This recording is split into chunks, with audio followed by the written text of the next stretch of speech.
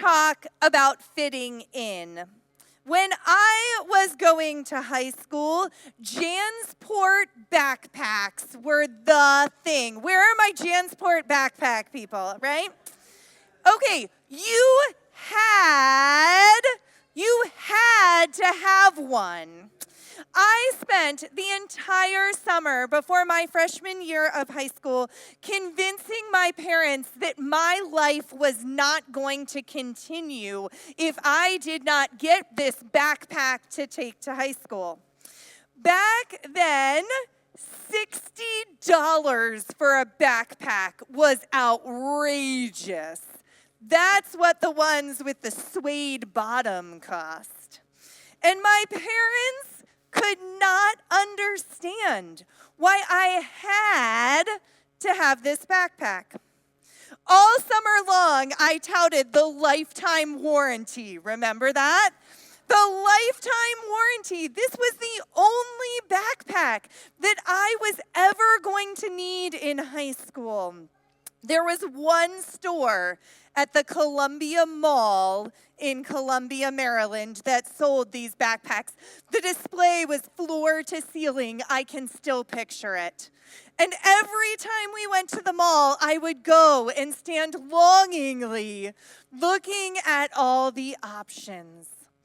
Eventually, before school started, my parents gave in and got me one. And while it certainly helped me to conform in the high school hallways, looking like everybody else from the rear, the backpack did not change my place on the high school social ladder. I had the exact same friends I had the year before. And honestly, they could have cared less about my backpack. Now, we adults in the room can all laugh back, looking at these days that are behind us. But are they really behind us? Case in point, the Hulkin bag. This is the bag that all the cool dance moms have when they go to dance competitions, right? Thank you. It can go in all directions. It has handles. You can put everything in it. And if you don't have one, you're not cool. And I bought myself one last year because I was not cool. Now, do you think that bag changed my place in the social ladder of the dance studio? It did not. And let me tell you, there is a social ladder in the dance studio among the adults, not the children. And that bag did nothing for me. If bags aren't your thing, you've got something. I'm willing to bet some kind of gear, technology, car, it's in your life that you have gotten so that you can fit in. Don't let yourself be squeezed into the shape dictated by the present age, the Apostle Paul writes to the Romans. Many Bibles will translate his words, "Do not be conformed to the world." There is something about the image, though, of being squeezed into shape that speaks deep to my soul. For many of us followers of Jesus, this is something with which we still regularly struggle. I don't care what age or stage of life you are in. We want to fit in. It is our human nature. From sitting at the preschool snack table to the middle school cafeteria to the lunchroom at the office to the retirement community dining hall, we want to belong. To feel like we are part of a group, to be like everyone else. One of the single hardest things about following Jesus is that we are not supposed to fit in the world. Our calling is to be out of place and awkward, and that's hard. Following Jesus is not supposed to be easy or lead to popularity. Let's look at what Paul is saying in these verses from Romans. But first, a quick recap, we've been reading Paul's letter to the Romans all summer long, and he spent the first 11 chapters proclaiming to us the gospel, the good news of Jesus Christ. Paul made the case for why we need Jesus by putting our sin, all of it, on display so that we could realize that we are in bondage to sin and cannot free ourselves. We need a Messiah. We need God to come in Jesus. And that hope that God gives is not just for the people of Israel, but also now for the Gentiles. God's Spirit lives and breathes through us, making us a new creation, forming us into a new inclusive family in which there is no distinction. And now, in this last section of the letter, Paul shifts from proclaiming the gospel, the good news of Jesus, to telling us about the day-to-day implications for our life if we believe it. If what Paul has proclaimed about God is true, then our lives must be transformed. The response to the good news of Jesus is not simply belief in our heads or warm, fuzzy feelings in our hearts. It is a transformed life. No longer conforming to the ways of the world, we are to be transformed. And that means, practically speaking, changing how we act. In little ways and in big ways. Every day, every moment, every interaction. Our bodies, our whole beings are to be living sacrifices who worship God not just for an hour on Sunday mornings, but throughout our days. Paul writes, "Don't let yourselves be squeezed into the shape dictated by the present age." And he is drawing a distinction between the present age and the age to come that was very familiar in first century Judaism.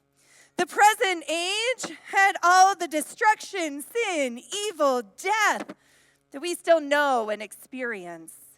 And the age to come was when God would bring peace, joy, love, justice to all.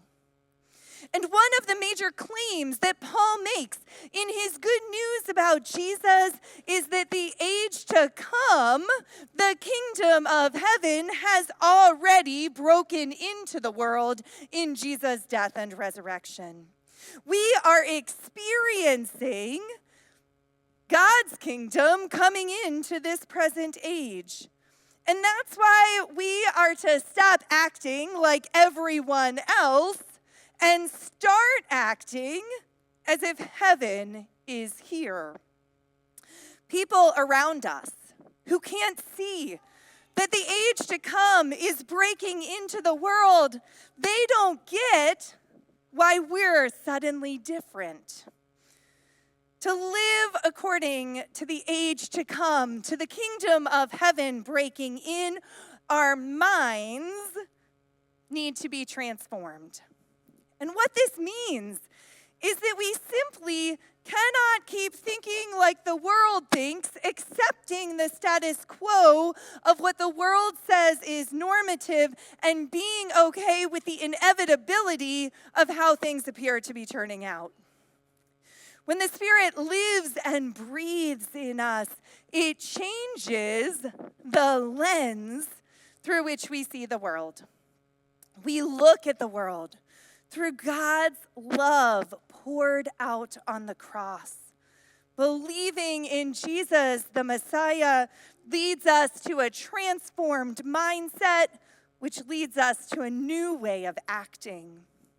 All three of those things must go together. So now what? Really, that's the question that's at the heart of this last section of Paul's letter to the Romans. now what? If we believe in Jesus the Messiah, if we believe God's kingdom is breaking into our world, if we believe that there is hope for a world that many days looks hopeless, so what? Even if we aren't sure what we believe, what if it's a possibility? So what? After talking about life in the new family of Jews and Gentiles brought together in Jesus, Paul gives some concrete examples of how we are to live in our day-to-day. They are things that are going to make us stick out, feel awkward, and be out of place in the circles in which we dwell. Love must be real, he says. Hate what is evil. Stick fast to what is good. It is not enough to simply give lip service to love. We are actually called to love like Jesus. We are actually called to love our neighbor and to love our enemies. And that's going to make us feel out of place and like we don't fit in when we are standing in the circle talking about how terrible this person over here is. Or how terrible this group of people over here is. When we step back and remove ourselves. Compete with each other in giving mutual respect. What would it look like to actually do this? To compete with each other in giving mutual respect when you are driving on the Fairfax County Parkway. When you are in your office with the annoying coworker who is not pulling their share. When you are complaining on the sidelines of whatever organization of which you are a part. You may not get that respect back, but friends, we are not told that we are to respect the people who respect us. We are told that we are to compete for showing mutual respect. In a society that is using every way possible right now to get rid of strangers in our midst, following Jesus, we are called to be hospitable to them. There is no asterisk. There is no but. There is no class that is excluded. Make sure you are hospitable to strangers, period. That's what following Jesus looks like. Not just in one chapter or verse here in Romans, but from the beginning of the Bible to the end. What if we didn't just believe that, but actually did it? Finally, my favorite on Paul's list, don't get tired of working hard. Friends, following Jesus is work.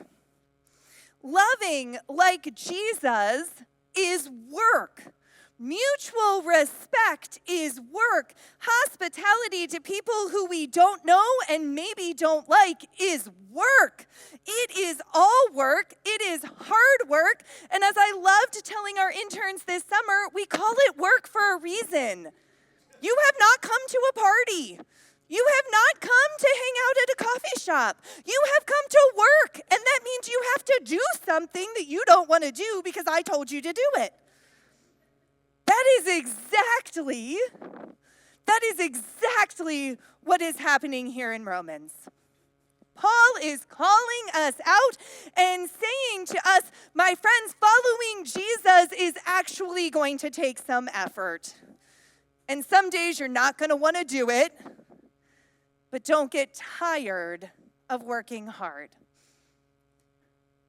The age to come, the kingdom of heaven is breaking into the world. It is not coming in my Hulken bag. No matter how cool it is, really, come try it out after church. It goes all directions. The age to come is not coming in our gear, or our cool cars, or our electronics, or or the back to school clothes we're going to get from just the right store that everybody else is going to have, or in our backpacks, the age to come is breaking into the world because of the death and resurrection of Jesus Christ and his followers who are doing the hard work to live like that matters. The stakes are high, my friends. The world needs us to step up and follow Jesus. And that means that we're going to feel awkward. We're going to be out of place. There are going to be moments in our social circles where we feel like we do not belong. And when that happens, we are following Jesus. Thanks be to God. Amen.